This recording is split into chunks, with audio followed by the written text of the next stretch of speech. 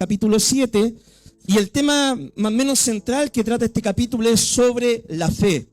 Ese podría ser el tema central que vemos en este capítulo de la palabra. Evangelio de Lucas, capítulo 7. Mientras estábamos adorando al Señor, Dios traía, mis queridos hermanos, a mi mente este texto bíblico que es muy conocido, ¿ya? Es muy conocido. Yo sé que todos se lo saben de memoria. Yo creo que si yo les pregunto qué es lo que es la fe, ¿qué es lo que me dirían ustedes?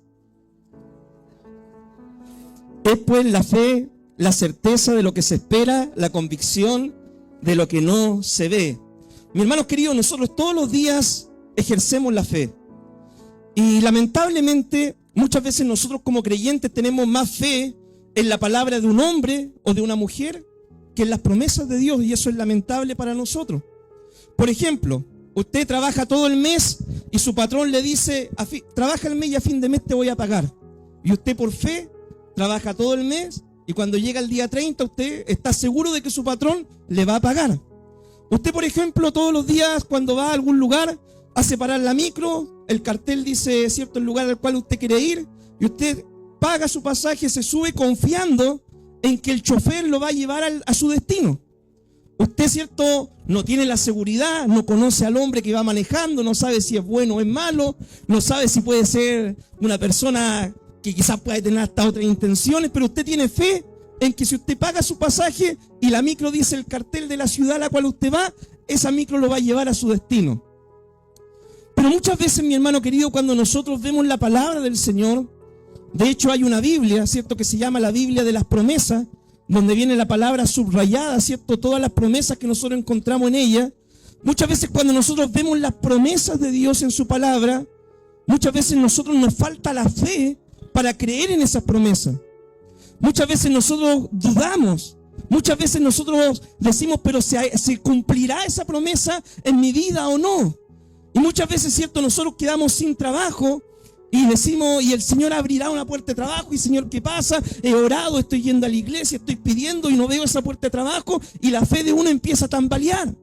O de repente cuando hay una enfermedad, la fe de uno es puesta a prueba y uno ora y pide al Señor y no ve la sanidad, no ve la respuesta, y algunos empiezan a dudar, y hay algunos que ya rematando abandonan la fe, ¿cierto? Desilusionados, perdieron su fe y perdieron también la bendición. Por eso, mi hermano, yo meditaba en este pasaje de Lucas capítulo 7 y va a ver usted, ¿cierto?, esta línea en este pasaje que luego va de principio a fin, que nos habla sobre la fe. Le invito a leer Lucas 7, versículo 1. Después que hubo terminado todas sus palabras al pueblo que le oía, entró en Capernaum, y el siervo de un centurión al que éste quería mucho estaba enfermo y a punto de morir. Cuando el centurión oyó hablar de Jesús, le envió unos ancianos de los judíos rogándole que viniese y sanase a su siervo. Y ellos vinieron a Jesús y le rogaron con solicitud, diciéndole, es digno que le concedas esto, porque ama nuestra nación y nos edificó una sinagoga. Y Jesús fue con ellos, pero cuando ya no estaba lejos de casa, el centurión envió a él unos amigos, diciéndole, Señor, no te molestes, pues no soy digno de que entres bajo mi techo, por lo que ni aún me tuve por digno de venir ante ti, pero di la palabra y mi siervo será sano, porque también yo soy hombre puesto bajo autoridad y tengo soldados bajo mis órdenes, y digo a este ve y va, al otro ven y viene, y a mi siervo haz esto y lo hace. Al oír esto, Jesús se maravilló de él y volviéndose dijo a la gente que le seguía, os digo que ni aún en Israel he hallado tanta fe. Y al regresar a casa, los que habían sido enviados hallaron sano al siervo que había estado enfermo. Amén. Esta historia, ¿cierto?, nos cuenta el relato de un centurión romano. ¿Qué es lo que es un centurión? Un centurión, ¿cierto?, era un soldado que tenía a cargo una centuria, es decir, un grupo de soldados, una cuadrilla de 100 soldados. Era un hombre bajo autoridad, un hombre que tenía autoridad en el ejército romano, ¿ya? Tenía a cargo 100 soldados, y él dice, yo a mi soldado le digo a esto y lo hace, ven para allá y él va para allá, ven para acá y él viene para acá. Era un hombre que conocía la autoridad. El centurión dice la palabra de que había creado, ¿cierto? Había formado, contribuido económicamente para la creación de una sinagoga para los judíos. Cuando van los judíos, ¿cierto? Donde Jesús, y le dicen: Jesús, mira, es digno que le haga el milagro porque este hombre ama nuestra nación y además nos construyó una sinagoga. Es decir, el centurión creía que los judíos tenían un mensaje de Dios especial para transmitir a la humanidad. Este centurión creía, ¿cierto?, en la palabra de los judíos, había contribuido para edificar una sinagoga porque creía que los judíos tenían un mensaje especial. Entonces, mi querido hermano, la sinagoga en ese tiempo, ¿qué es lo que eran? Eran lugares de reunión donde se juntaban los judíos, ¿cierto?, para poder adorar al Señor, para poder leer la palabra, para poder enseñar también a los niños. Eran lugares donde se reunían ellos para poder adorar al Señor y aprender de la palabra de Dios. Este centurión había ayudado, ¿cierto?, a construir esa sinagoga de forma económica. El centurión, mi hermano querido, oyó hablar de Jesús. Los milagros de Jesús no estaban escondidos, no estaban ocultos. Que Jesús había sanado a un leproso, sanado a la suegra de Pedro, había echado fuera demonios. El Señor había hecho muchos milagros ya a esta altura de su ministerio. Entonces la fama de Jesús empezó a correr. Empezó a oírse de que había, ¿cierto?, un hombre, un varón de Galilea, ¿cierto?, un profeta de Dios. La gente hablaba de este Cristo, ¿cierto?, de este Jesús que hacía milagros. Aún no tenía muy clara cuál era la identidad. Algunos, ¿cierto?, decían era un profeta, otros decían era un hombre, ¿cierto?, otros creían realmente que era el Cristo. Pero el Señor estaba haciéndose popular por medio de los milagros. Y este centurión oyó hablar, ¿cierto?, de que Cristo estaba haciendo milagros. Y en él se despertó la fe. Él dijo: bueno, si el Señor está sanando leproso, está sanando enfermo, está echando fuera demonios, el Señor puede ayudarme a mí también en mi necesidad. Y cuán importante, mi hermano querido, es que nosotros demos testimonio de lo que hemos vivido en el Señor, de nuestra experiencia personal con el Señor. Cuando Dios ha hecho un milagro en tu vida, cuando Dios ha contestado una oración a ti, cuando Dios, ¿cierto?, ha sanado a alguien. Cuán importante es que nosotros vayamos y testifiquemos de nuestra experiencia con el Señor, porque eso puede despertar la fe de algunas personas y decir: si Dios lo hizo con él, Dios también lo puede hacer conmigo. El centurión despertó esta fe, pero ¿qué pasaba con el centurión? Lo que le pasa a muchas personas, ¿cierto?, en el día de hoy. El centurión no se consideraba digno de ir ante el Señor. Bueno, el centurión, yo creo que dijo: yo soy romano, soy un soldado, ¿cierto?, con un cargo. Si voy y me presento ahí delante de los judíos donde está predicando Jesús, la gente se va a alborotar, quizás me tiren piedras, quizás me vayan a echar, ¿cierto? Quizás puede pasar cualquier cosa. Así que el centurión, ¿qué es lo que hace?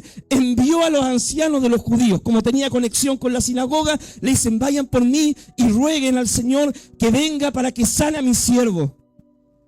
Entonces el centurión envió, ¿cierto?, envió a estos ancianos. Los ancianos le dan el mensaje a Jesús y nosotros vemos, mi hermano querido, la disponibilidad que tenía Cristo. El Señor no dijo, ¿cierto?, no, él es un centurión, yo no voy a casa de gentiles. El Señor no dijo: no, estoy ocupado, yo no tengo tiempo para eso. El Señor no dijo: no, mira, ¿sabes qué? Yo vine a predicarle solamente a los judíos, así que yo no voy a visitar a este centurión romano, aparte que oprimen a mi pueblo. No, el Señor dijo: voy a ir. Y el Señor comenzó a ir a la casa de este centurión. Pero ¿qué es lo que sucedió? Que mientras estaba yendo, el centurión volvió a enviar ahora a sus amigos más cercanos, para que le dijeran al Señor: Señor, mira, no soy digno de que vengas a mi casa, no soy digno de que vengas a mi hogar, pero di solamente la palabra y mi criado va a ser sanado. Y hoy en día, mi hermano querido, hay mucha gente que se encuentra en esa situación. No soy digno de ir a un templo, no soy digno de ir a la iglesia, no soy digno, ¿cierto?, de acercarme al Señor. He fallado, he pecado, he hecho lo malo, no soy digno de la salvación. Pero necesitan un milagro en su vida. Y es ahí donde nosotros tenemos que tener la disposición de poder ir a los hogares. Cuando nos dicen: hermano, puede venir a orar por mí, hermano, puede venir a ungir mi casa, hermano, puede venir a ungir mi vida, estoy enfermo. Debemos tener esa disposición y estar preparados como el Señor para poder actuar en ese minuto. El Señor mostró total disposición. Cuando iba yendo, vienen los amigos y le dicen: Señor, mira, Esto dice el centurión: di solamente la palabra y mi criado, ¿cierto?, va a ser sanado, porque yo soy un hombre bajo autoridad. Y cuando yo doy una orden, esta orden se cumple. ¿Qué es lo que le estaba tratando de decir el centurión a Jesús? Señor, si tú le das una orden a la enfermedad y le dice: enfermedad, vete del cuerpo de mi siervo, el milagro va a ser hecho, sin necesidad de que tú estés presente ahí en el momento, sin necesidad de que tú vayas y coloques las manos, sin necesidad de que tú vayas o unjas con aceite la vida del siervo, sin necesidad de eso. Solamente di una palabra y el milagro será hecho. Y eso se llama tener fe, mi hermano, porque la Biblia dice: bienaventurados aquellos que no vieron y creyeron. Y nosotros somos bienaventurados porque nosotros ninguno hemos visto al Señor físicamente, pero hemos creído en el Señor, de que Dios es real, de que Dios es poderoso, de que Dios puede seguir sanando, de que Dios sigue haciendo milagros, de que Dios sigue respondiendo la oración. Y si nosotros tenemos fe, vamos a poder ver la gloria del Señor. El Señor dice de que se maravilló al ver la fe de este centurión. Y curiosamente hay dos oportunidades en las que Cristo se maravilló. Si usted busca en la Biblia, hay solamente dos eventos en los que Cristo se maravilló, donde la Biblia registra, ¿cierto?, que Cristo se maravilló. Una es en la fe del centurión, que era un gentil, y la otra, ¿sabe dónde fue? En Nazaret, la ciudad donde él predicó. Pero acá el Señor, con la fe de este centurión, se maravilló al ver la fe de un hombre gentil que no tenía todo el conocimiento de la palabra de Dios, que quizás le faltaba mucho en su vida espiritual, que quizás no tenía una revelación clara de quién era Jesús, pero tenía fe de que Cristo podía ayudarlo. Se maravilló al ver la fe de este hombre, pero en la otra oportunidad se maravilló de la incredulidad de sus paisanos. Cuando él estuvo en Nazaret, dice de que estaba maravillado al ver la incredulidad de la gente de su ciudad, de sus más cercanos. Estas fueron las dos oportunidades en las que Cristo, ¿cierto?, dice la palabra que se maravilló. ¿Qué principios, mi hermano, rescatamos de esta historia? En primer lugar, en medio, mi querido hermano, de los problemas, de las situaciones difíciles, de las enfermedades, de los problemas económicos, los problemas en el matrimonio, la situación que usted esté pasando, porque en este mundo vamos a tener que vivir todas esas cosas, usted tiene que recurrir a la persona correcta. Y esa persona correcta se llama Jesucristo. ¿Y cómo usted va a recurrir a Jesús? Usted lo va a hacer por medio de la oración de fe, orando al Señor con fe, en que cuando usted dobla sus rodillas y clama al Señor, Dios está oyendo y Dios va a responder esa oración. Otra lección que aprendemos de esta historia es la siguiente: es que nosotros debemos tener la misma disposición que tenía Jesús para poder ir a los lugares de necesidad. Mi hermano querido, hay mucha gente que está en necesidad, que está en un hospital, que está, ¿cierto?, en un hogar, que necesita que vayan a orar por su vida, que piden oración. Y nosotros debemos tener esa disposición para poder servir en el nombre del Señor y estar preparados para cuando surja eso, nosotros como representantes del Señor y orar por las necesidades, por las personas que están enfermas o viviendo alguna situación. Otra lección que podemos aprender de esta historia es que para Dios no hay nada imposible. Mi hermano querido, y Dios tiene muchas formas de sanar. Por ejemplo, nosotros vemos en la Biblia de que Cristo sanó haciendo lodo, ¿cierto?, con su saliva y untando los ojos. Cristo sanó a la distancia, como en esta historia. El Señor sanó poniendo las manos sobre los enfermos. El Señor sanó declarando la palabra sobre los enfermos. Y el Señor tiene muchas formas de sanar a los enfermos. Y nosotros no podemos, ¿cierto?, encajonar a Dios en decir: Dios solamente va a sanar de esta forma porque esta es la forma que yo creo que Dios va a sanar a los enfermos. No. Dios se glorifica y Dios sana de múltiples formas. Cuando hay una necesidad, vemos que Cristo siempre hizo milagros de diferentes formas en los enfermos. Lo importante es que Dios va a obrar en nuestra necesidad. Y lo otro es que Jesús se maravilla de nuestra fe y también de cuando nosotros dudamos. Eso maravilla al Señor. Y sabe usted, mi hermano querido, que cuando usted pase un problema en su vida, la situación del índole que sea que usted esté viviendo, hay una palabra que Dios tiene en su escritura, que se repite 365 veces a lo largo de ella, y es una promesa para su vida, para cada situación que usted viva. ¿Y sabe cuál es esa palabra? No temas, no temas. Cuando estás enfermo, no temas. Cuando estás sin trabajo, no temas. Cuando estás pasando una situación difícil en tu matrimonio, no temas. Cuando tus hijos están pasando alguna situación, no temas. Confía en el Señor. Dios te anima a confiar en Dios, a clamar al Señor. Clama a mí, yo te responderé, dice la palabra del Señor. Así que, mi hermano querido, la primera lección para empezar el año 2026 es: tenga fe y no tema lo que pueda venir en el año. De seguro, mi hermano querido, cierto, van a venir situaciones muy hermosas este año 2026, pero también van a venir tiempos difíciles. Y cuando vengan esos tiempos, recuerde esa promesa: no temas. Amén. Bien, vamos a seguir avanzando. Y dice la palabra en el 7:11: aconteció después que él iba a una ciudad que se llama Naín, e iban con él muchos de sus discípulos y una gran multitud. Cuando llegó cerca de la puerta de la ciudad, he aquí que llevaban a enterrar a un difunto, hijo único de su madre, la cual era viuda, y había con ella mucha gente de la ciudad. Y cuando Jesús la vio, se compadeció de ella y le dijo: no llores. Y acercándose tocó el féretro, y los que la llevaban se detuvieron, y dijo: joven, a ti te digo, levántate.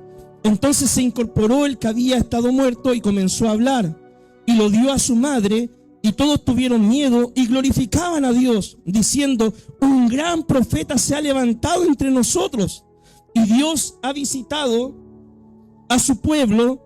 Y se extendió la fama de él por toda Judea y por toda la región de alrededor. ¿Qué es lo que había ocurrido en esta historia? Jesús sana, ¿cierto?, al centurión. Cristo sigue predicando el evangelio, visitando diferentes lugares. Y en una de estas visitas que él estaba haciendo, se encuentra con un cortejo fúnebre. El hijo de una viuda había partido. Mi querido hermano, y nosotros debemos tener conciencia de que tarde o temprano, ¿cierto?, todos vamos a tener que enfrentar esta situación. Ya sea que vamos a tener que vivir la partida de un ser querido, o ya sea que nos va a tocar nosotros partir de este escenario de la tierra, pero todos tarde o temprano vamos a tener que encontrarnos en esta situación de despedir a un ser amado, ¿ya? Y en esos tiempos, mi querido hermano, la situación de una viuda era completamente difícil. Cuando era viuda, ¿cierto?, no tenía esposo y además no tenía un hijo que le pudiera ayudar en su economía. En esos tiempos, mi hermano querido, no había pensiones, ¿cierto?, para la viudez, no había, ¿cierto?, la PGU, ¿cierto?, pensión de gracia universal, no había nada de esas cosas. No había ayuda del gobierno, no llegaban subsidios de nada. En esos tiempos, una mujer que no tenía esposo y no tenía hijos estaba condenada, ¿cierto?, a tener que mendigar para poder encontrar su sustento. Lamentablemente, pedir limosna y que alguien se compadeciera y le diera un par de monedas para que ella pudiera subsistir. Esa era la situación de una viuda en aquellos tiempos. Y Cristo, al ver esta situación, mi hermano, al ver a esta mujer viuda enterrando a su hijo único, fue movido el Señor a misericordia. Hermanos queridos, y cuando usted lee la Biblia, lee el Antiguo Testamento, lee el Nuevo Testamento, usted se va a encontrar de que Dios es un Dios que se mueve a misericordia por los necesitados. Dios, mi hermano, no es un Dios indiferente. Dios no es un Dios que pasa de largo. Dios no es un Dios indiferente al dolor de la humanidad. Si usted lee la Biblia en el Antiguo Testamento, va a encontrar por lo menos que el Señor se preocupaba de una forma especial ¿de quién? De los pobres, aquellos que no tenían sustento. Se preocupaba de las viudas, aquellas, ¿cierto?, que no tenían ningún recurso más para vivir. Se preocupaba el Señor de los huérfanos, aquellos que eran abandonados por sus padres, o aquellos, ¿cierto?, que por un accidente sus padres quedaban, ya no estaban. Y también el Señor se preocupaba de los extranjeros. Cuando usted lee la Biblia, se va a dar cuenta de eso, mi hermano querido. En el Antiguo Testamento hay mandamientos específicos para ayudar a las personas que pasaban en necesidad. De hecho, mi hermano querido, los levitas, ¿cierto?, cuando hacían las fiestas solemnes y los sacrificios al Señor, tenían un mandamiento que de eso debían ayudar a los necesitados. Con las primicias, las cosas que llegaban, ya debían ayudar a la gente de necesidad. ¿Por qué? Porque el Señor ama a aquellas personas que están pasando necesidad. Se preocupa por ellas de una forma especial. Y el Evangelio de Lucas tiene esta particularidad, que el Señor muestra su lado humano, donde Él se identifica con los pobres, con los necesitados. Entonces, mi hermano querido, esta mujer, con la partida ahora de su hijo, estaba condenada a vivir una vida de miseria. Pero Jesús fue movido a misericordia, resucitó a este joven, así como en el Antiguo Testamento los profetas Elías y Eliseo habían resucitado también a algunos jóvenes, ¿cierto? Y en el Nuevo Testamento nosotros encontramos de que Pedro, después de la resurrección, ¿cierto?, después de Pentecostés, resucitó a Dorcas, y Pablo resucitó a uno que se estaba durmiendo en medio del sermón. ¿Se acuerdan de esa historia? ¿Cierto? Así que cuidado, acá no tenemos un segundo piso. Pero vemos también de que los apóstoles hicieron estos milagros. El Señor también resucitó, ¿cierto?, a este hijo de esta viuda. Y también vemos durante el ministerio de Cristo que Él resucitó a Lázaro también. Mi hermano querido, la resurrección a nosotros nos tiene que dar la esperanza de lo siguiente. La resurrección de este hijo de esta viuda. De que aquel que cree en Jesucristo, un día, aunque esté muerto, vivirá. Nosotros cuando partamos de este escenario de la tierra, mi hermano querido, vamos a estar en la presencia del Señor. Y cuando Cristo venga, ¿cierto?, a establecer su reino milenial, va a tocar la trompeta, vamos a ser resucitados, nuestros cuerpos incorruptibles, y vamos a estar con el Señor para siempre. Y esa debe ser la esperanza que nosotros tenemos en el Señor, que si nosotros creemos en Dios, vamos a estar con Él por la eternidad. Y así como Cristo resucitó, ¿cierto?, a este joven, un día también los muertos en Cristo resucitarán primero, dice la palabra. Y nosotros que estemos vivos seremos arrebatados para estar con el Señor en los aires por siempre. Estos milagros, mi hermano querido, provocaban ¿qué cosa? Que la gente se maravillara, que la gente quisiera ir a ver a Jesús, que la gente, ¿cierto?, se entusiasmara por ver un milagro de Jesús, por encontrar una sanidad con el Señor. Entonces los milagros, esto extendían la fama del ministerio de Jesús. ¿Qué principios sacamos, ¿cierto?, de esta historia? Que como iglesia, mi hermano querido, nosotros no debemos ser indiferentes a las necesidades que nos rodean en nuestra comunidad. No debemos ser indiferentes, mi hermano, cuando muchas veces surge una necesidad entre nosotros, en nuestra familia o en nuestra comunidad. Dios, mi hermano, no nos mandó a pasar de largo. Dios nos mandó a actuar en medio de las necesidades. Y mire, mi hermano querido, yo lo quiero desafiar para este año 2026 a que usted tenga un corazón generoso con el Señor. El que da al pobre, a Dios bendice. Y dice que lo que da, le será devuelto de parte del Señor. Así que, mi hermano, cuando usted vea una necesidad, no pase de largo. Practique, ¿cierto?, la generosidad, practique el amor, practique demostrar el amor en forma práctica. Dice la palabra, ¿cómo ustedes pueden decir que amo a mi hermano y le digo, anda, sáciate, caliéntate, si yo veo que tiene necesidad y no le doy las cosas necesarias para su mantenimiento? Dios, mi hermano, te va a poner gente en el camino a la cual tú vas a tener la oportunidad de bendecir con el Evangelio. Dios te va a poner esas personas. ¿Sabes por qué? Porque Dios me las pone a mí, me las pone a la pastora en el camino muchas veces. Y acá no es para hablar de nosotros ni nada. Pero Dios, si tú quieres que Dios te use, te va a colocar esa gente para que tú puedas bendecir de una forma especial, la puedas ayudar y no sea indiferente, ¿cierto?, a esas necesidades. Otra cosa, mi hermano querido, que los grandes milagros como la resurrección, las sanidades, todo eso son posibles también en el día de hoy. Si están dentro de la voluntad del Señor, van a ser posibles. Nuestra tarea es solamente cuando veamos, ¿cierto?, un enfermo, cuando veamos una situación, ¿cuál es nuestra tarea? Orar. Orar simplemente, clamar al Señor, entregar las cosas a Dios, y Dios verá, ¿cierto?, si sana o no, ya eso es tema de Dios. Pero nosotros oremos con fe solamente, confiando en que para Dios no hay nada imposible. Y tú vas a ver de que Dios va a sanar a algunos de que Dios va a obrar, ¿cierto?, en algunas situaciones especiales. Nosotros debemos orar a Dios para que Dios siga manifestándose de una forma sobrenatural, con señales, milagros, prodigios y maravillas en este tiempo. ¿Sabes por qué? Porque eso va a atraer la atención de las personas. La gente se va a despertar esa necesidad por acercarse al Señor. Mira, yo ¿sabes por qué te lo digo esto?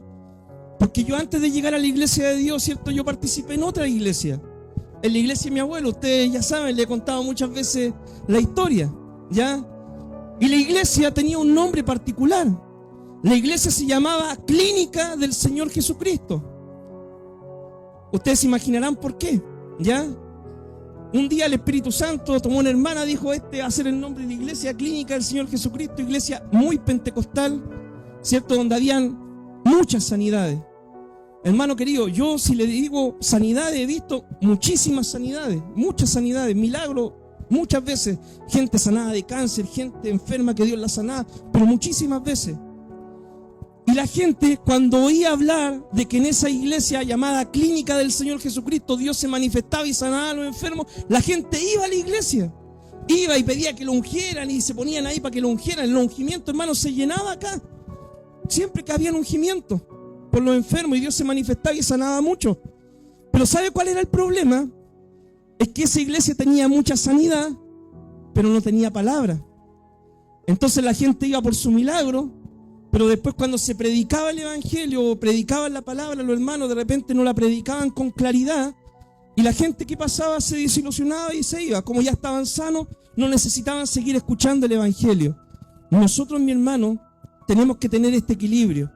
Creer en lo sobrenatural de Dios, creer en que Dios puede seguir obrando, creer en que si ponemos las manos sobre los enfermos van a sanar, pero también debemos tener el complemento de la palabra, el orden que la palabra nos enseña, el poder de la palabra. Si unimos estas dos cosas, mi hermano, el poder de la palabra y el poder del Espíritu Santo, Dios se va a glorificar grandemente. Porque eso era lo que tenía Jesús. Jesús no era solamente palabra.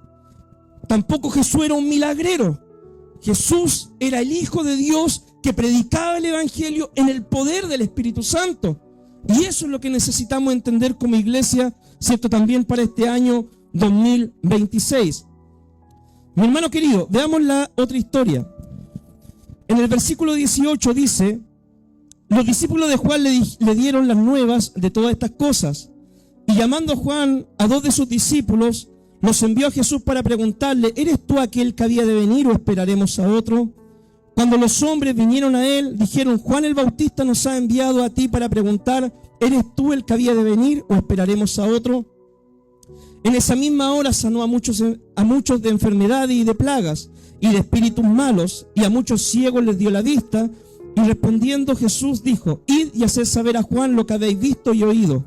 Los ciegos ven, los cojos andan, los leprosos son limpiados, los sordos oyen, los muertos son resucitados, y a los pobres es anunciado el evangelio, y bienaventurado es aquel que no haya tropiezo en mí. Cuando se fueron los mensajeros de Juan, comenzó a decir de Juan a la gente, ¿qué saliste a ver al desierto? ¿Una caña sacudida por el viento? ¿Mas qué saliste a ver? ¿Un hombre cubierto de vestiduras delicadas? He aquí los que llevan vestiduras preciosas viven en deleites y en los palacios de los reyes están.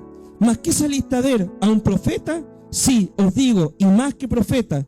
Este es de quien está escrito, he aquí envío mi mensajero delante de tu faz, el cual preparará tu camino delante de ti.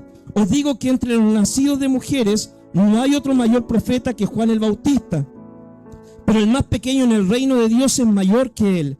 Y todo el pueblo y los publicanos, cuando lo oyeron, justificaron a Dios bautizándose con el bautismo de Juan, mas los fariseos y los intérpretes de la ley desecharon los designios de Dios respecto de sí mismo, no siendo bautizados por Juan.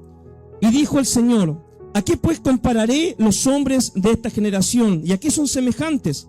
Semejantes son a los muchachos sentados en las plazas que dan voces unos a otros y dicen, os tocamos flauta y no bailasteis, os endechamos y no llorasteis, porque vino Juan el Bautista, que ni comía ni bebía vino, y decís, demonio tiene. Y vino el Hijo del Hombre, que come y bebe, y decís, he aquí un hombre comilón y bebedor de vino, amigo de publicanos y de pecadores. Mas la sabiduría es justificada por todos sus hijos. Amén. ¿Qué es lo que había sucedido, mi hermano?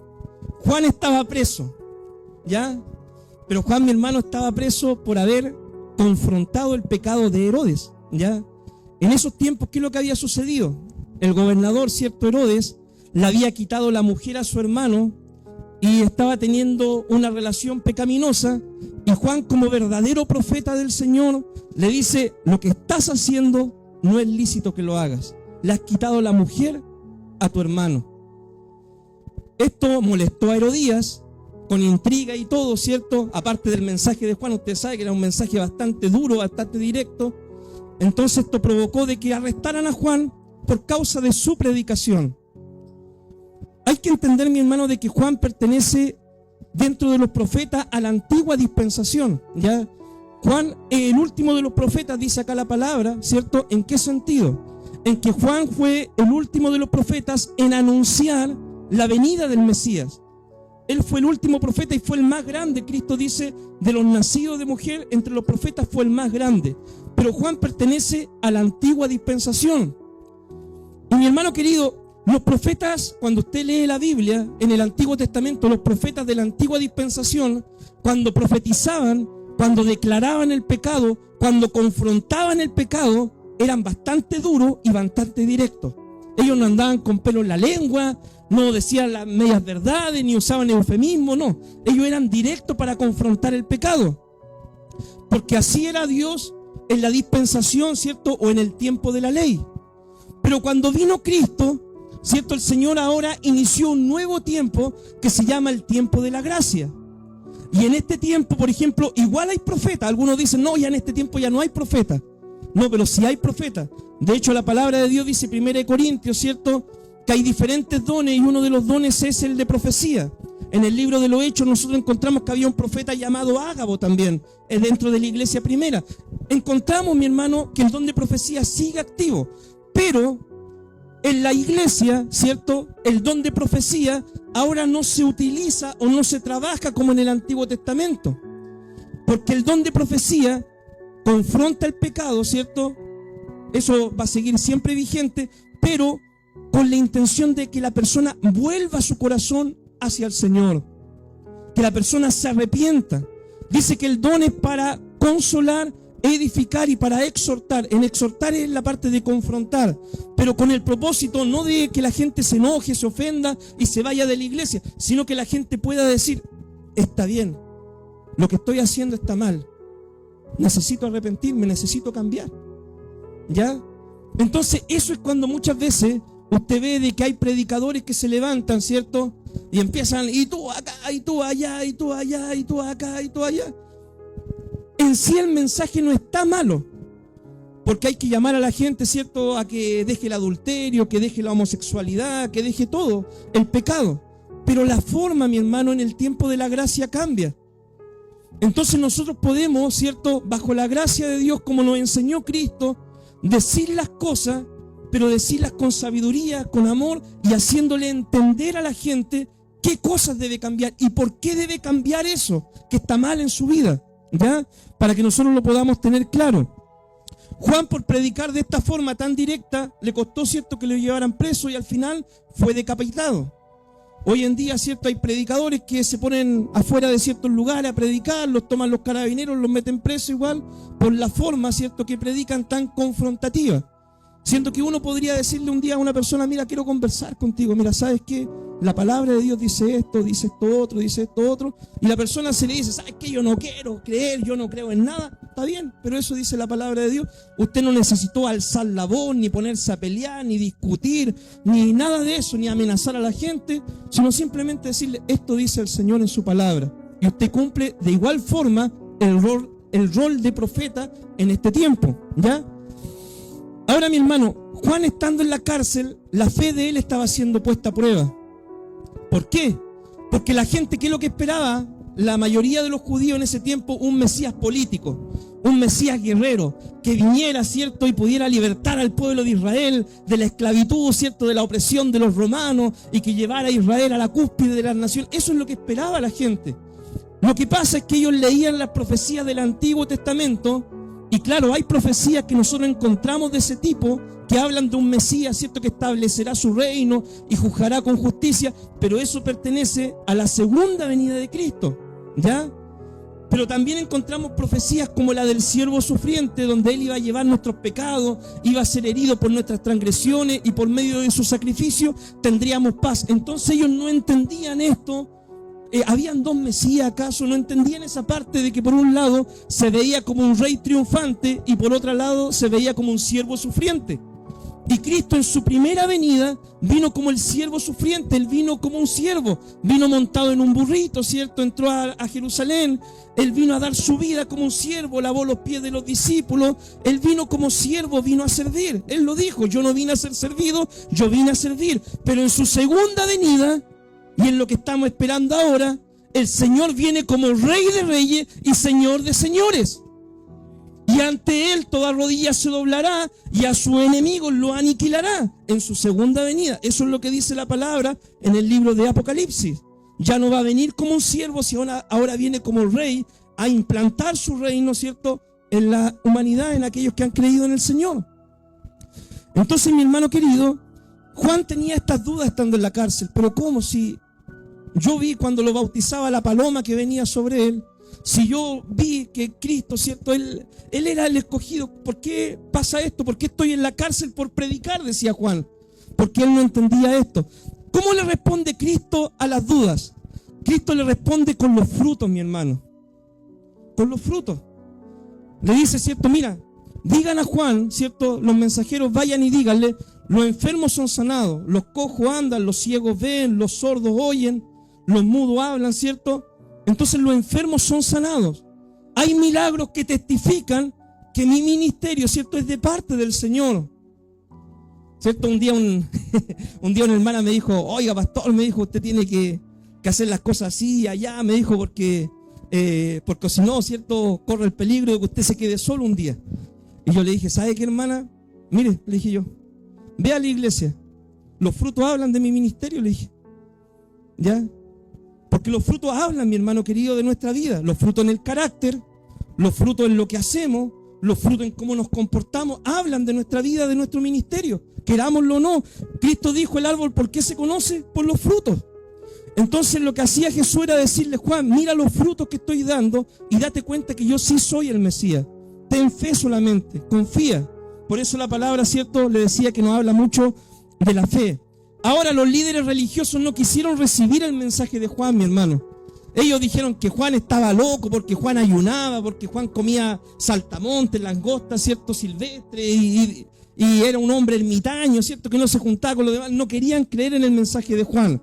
Pero cuando vino Jesús, que Jesús sí comía, Jesús sí compartía con la gente, entonces dicen: no, Jesús es un hombre comilón y bebedor. Juan era un extremista, ¿cierto? Juan era un austero y Jesús era un comilón y bebedor.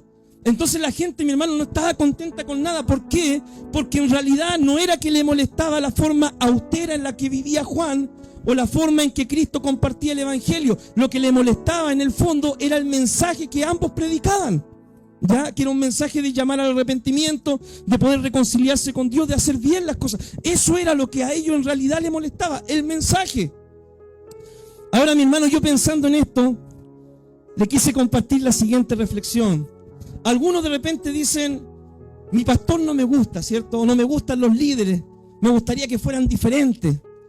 Entonces yo pensé en esto y le escribí lo siguiente: el pastor perfecto. El pastor perfecto, mi hermano querido, o el ministro de Dios perfecto, es aquel que tiene la vitalidad de un joven de 30, pero también tiene la sabiduría de uno de 60 años. Además, tiene una panza, porque pastor con panza es pastor de confianza. Pero es un hombre que va al gimnasio, es delgado y esbelto, porque él cuida del templo del Espíritu. Además, el pastor, cierto, perfecto, es un hombre que trabaja en lo secular para no ser carga a la iglesia. Pero también es un hombre que tiene todo el tiempo del mundo para atender todas las necesidades de todos los hermanos, porque ese es su deber y es su ministerio. El pastor perfecto, mi hermano querido, es un hombre casado con un matrimonio ejemplar, pero a la misma vez es un hombre soltero y devoto como el apóstol Pablo. El pastor perfecto debe ser un pastor que gane bien, para que pueda predicar con autoridad de la bendición de Dios. Pero a la misma vez debe ser un pastor pobre, para que se identifique con las necesidades de su pueblo. El pastor perfecto, mi hermano, tiene que tener en la mitad de su cuerpo un traje con corbata, para poder agradar a los hermanos adultos de la iglesia. Pero también el pastor perfecto debe tener en la otra mitad una polera, unos jeans y unas zapatillas blancas, para poder identificarse con los jóvenes de su congregación. El pastor perfecto, ¿quién lo hallará? ¿Quién podrá cumplir con todos los caprichos de la hermandad? Eso era lo que esperaban las personas de Juan y de Jesús. Ministerios completamente diferentes, que ambos, ¿cierto?, te llevan a Dios, pero que nunca va a dejar conforme a las personas. Porque muchas veces, mi hermano, lo que molesta no es, ¿cierto?, la forma externa. Lo que molesta es el mensaje, ¿ya? Entonces, mi hermano querido, la gente no quería creer en el mensaje de Juan. ¿Por qué? Porque era duro, porque era confrontador, porque era un hombre que andaba solo, porque andaba en los desiertos. Pero tampoco querían creer en el mensaje de Jesús, porque Jesús compartía con la gente, porque Jesús iba a comer a las casas de los hermanos, porque visitaba, ¿cierto?, a las personas en necesidad, porque dejaba que los pecadores lo tocaran. Entonces, mi hermano querido, ¿cómo agradar, ¿cierto?, a los caprichos del pueblo? ¿Qué principio, mi hermano, rescatamos de esta historia? Que en medio de las pruebas nosotros debemos recordar los hechos de Dios y tener fe. Que el fruto de nuestro ministerio, mi hermano querido, y el carácter de lo que nosotros somos como personas van a hablar si venimos de Dios o no venimos de Dios, ¿ya? El líder perfecto, mi hermano, en esta vida nunca lo vamos a encontrar a todo esto. No podremos nunca, mi hermano, yo como pastor, nunca tampoco voy a poder llenar todas las expectativas que usted tiene, pero usted solamente y yo debemos preocuparnos de lo siguiente. Hay uno a aquel que hay que agradar, ¿ya? Yo no podría agradarlo a todos, pero ¿sabe de qué me voy a preocupar? De agradar a uno. Y ese uno es el Señor. Lo mismo usted, mi hermano. Quizás usted no va a poder agradar a todas las personas como cristiano, pero tiene que preocuparse de agradar a uno. Y ese uno es el Señor, ¿ya? Veamos, hermano, la última historia y con esto terminamos. Versículo 36. Uno de los fariseos rogó a Jesús que comiese con él. Y habiendo entrado en la casa del fariseo, se sentó a la mesa. Entonces una mujer de la ciudad, que era pecadora, al saber que Jesús estaba en la mesa en casa del fariseo, trajo un frasco de alabastro con perfume. Y estando detrás de él, a sus pies llorando, comenzó a regar con lágrimas sus pies, y los enjugaba con sus cabellos y los besaba. Y lo ungía sus pies con el perfume. Cuando vio esto el fariseo que le había convidado, dijo para sí: este, si fuera profeta, conocería quién y qué clase de mujer es la que le toca, que es pecadora. Entonces, respondiendo Jesús, le dijo: Simón, una cosa tengo que decirte. Y él le dijo: di, maestro. Un acreedor tenía 2 deudores.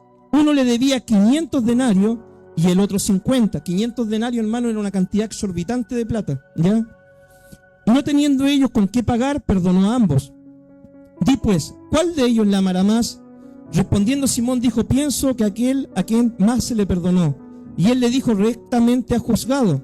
Y vuelta la mujer dijo a Simón: ¿ves a esta mujer? Entré en tu casa y no me diste agua para mis pies, mas ésta ha regado mis pies con sus lágrimas y los ha enjugado con sus cabellos. No me diste beso, mas ésta desde que entré no ha cesado de besar mis pies. No ungiste mi cabeza con aceite, mas ésta ha ungido con perfume mis pies. Por lo cual te digo que sus muchos pecados le son perdonados, porque al que amó mucho, más aquel a quien poco se le perdona, poco ama. Y a ella dijo: tus pecados te son perdonados. Y los que estaban juntamente sentados a la mesa comenzaron a decir entre sí: ¿quién es este que también perdona pecados? Pero él dijo a la mujer: tu fe te ha hecho salva.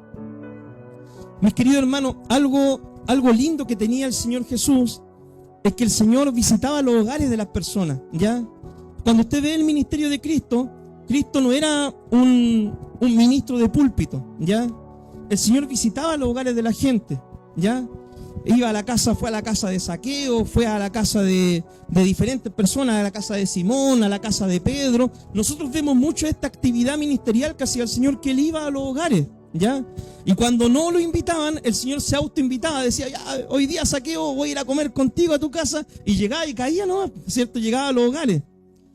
Bueno, Jesús, ¿cierto? No visitaba, mi hermano, los hogares para ver qué es lo que la gente tenía, o si las casas estaban ordenadas o desordenadas, ¿cierto? Ahora en Navidad dijo uno, si es que tenían el arbolito de Pascua o no. Cristo no iba, ¿cierto?, a los hogares para fijarse en eso. Lo que al Señor le importaba era visitar los hogares para conversar con ellos, predicarle el evangelio, hablar con ellos de la palabra de Dios para salvar sus almas. Eso es lo que a Cristo le interesaba. Y en esta ocasión dice la palabra que visitó el hogar de Simón, que era un fariseo. Pero cuando Simón, ¿cierto?, tuvo este privilegio, mi hermano, porque que Cristo te visita a tu hogar es una honra, un honor, ¿cierto?, una tremenda bendición. Pero este Simón no recibió a Jesús, ¿cierto?, con el respeto o como debía haberlo recibido, ¿cierto?, con la consideración, la cordialidad que se debía recibir en ese tiempo a una persona. En esos tiempos, mi hermano, cuando alguien iba de visita a tu casa, por ejemplo, habían siervos, de hecho, eso no lo hacían los dueños de casa, pero ellos mandaban a sus siervos a que le lavaran los pies, las manos, ¿cierto?, a los invitados, para después sentarse a la mesa, para después comer y todo. Eso lo hacían, de hecho, hasta los siervos, no lo hacía el dueño de casa, ¿ya?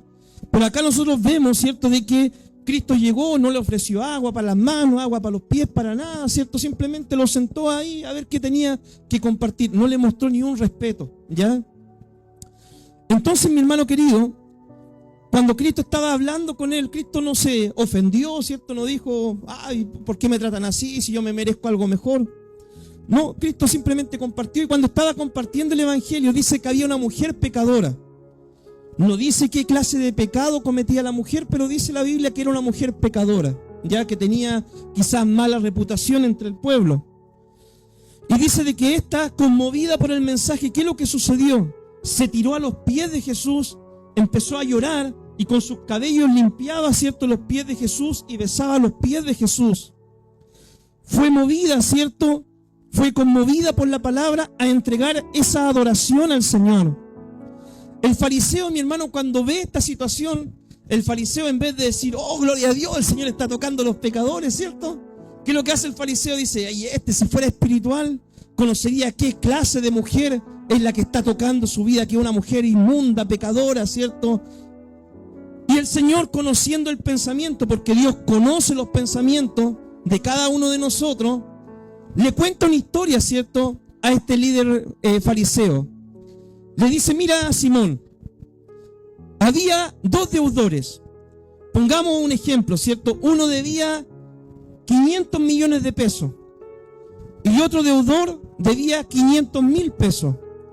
Y el dueño perdonó a ambos, aquel que debía 500 millones y aquel que debía 500.000 pesos. ¿Cuál de los dos tú crees que va a amarme más? Y el fariseo dijo, aquel que se le perdonó más va a amar más. Y el Señor le dice, mira, rectamente has juzgado. ¿Por qué? Porque aquel que se le perdona mucho, mucho ama. Pero aquel que se le perdona poco, poco ama. Y hermanos queridos, esta es la situación que muchas veces nosotros nos encontramos cuando nosotros predicamos la palabra y nos encontramos con personas, ¿cierto?, que dicen, yo no necesito ir a la iglesia, yo soy una buena persona, yo no le hago mal a nadie, yo no robo, yo no miento, yo no he matado a nadie, yo no necesito el evangelio es para los malos, para los que se quieren rehabilitar, para el drogadicto, para el que está parado en la esquina, para el delincuente, para eso es el evangelio.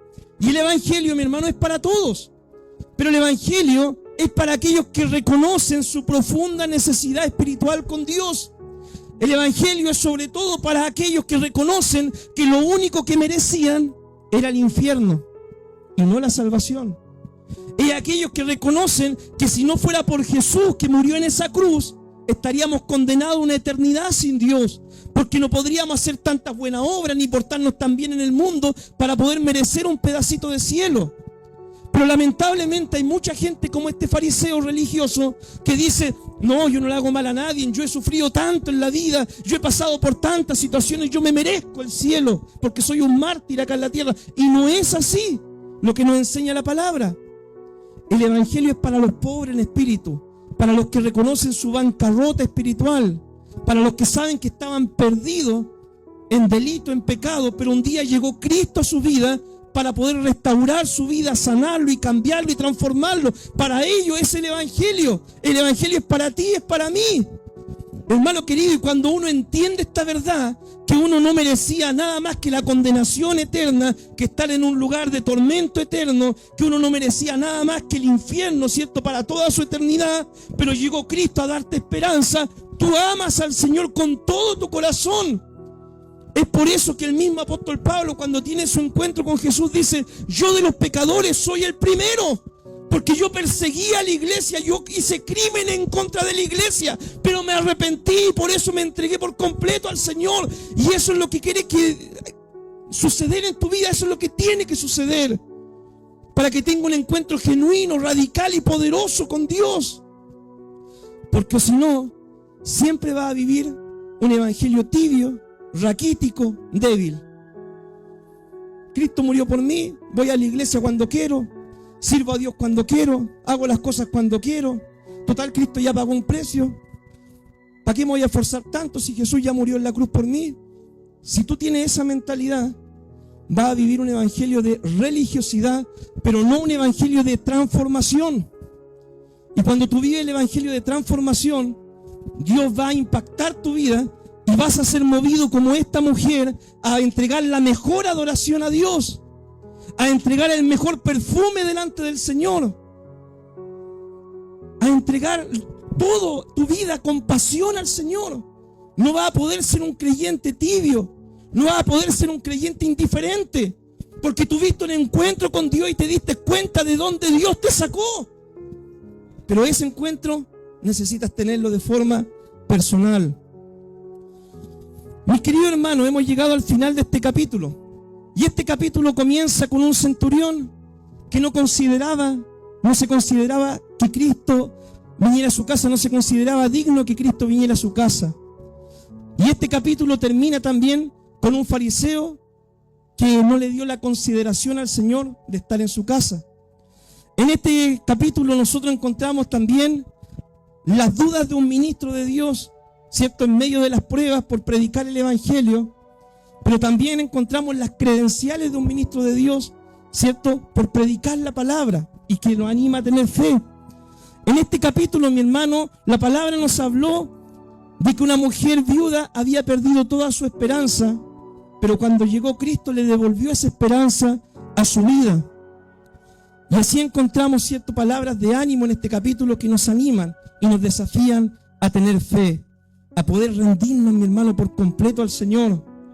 Rendirte a Dios por completo. Este año 2026, que sea el año, mi hermano, donde tú entregues la mejor adoración a Dios.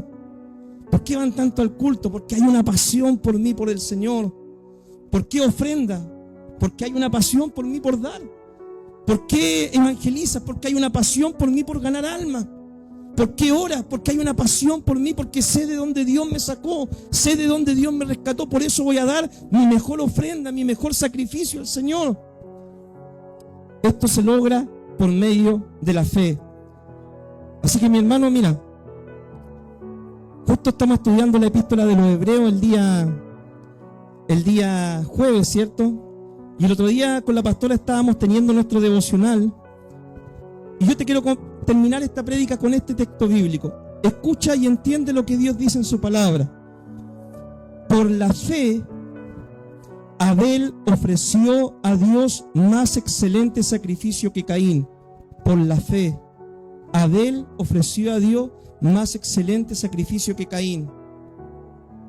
Que nosotros podamos tener la fe, hermano, como la que tuvo Abel, de ofrecer a Dios nuestra mejor adoración, nuestro mejor servicio al Señor.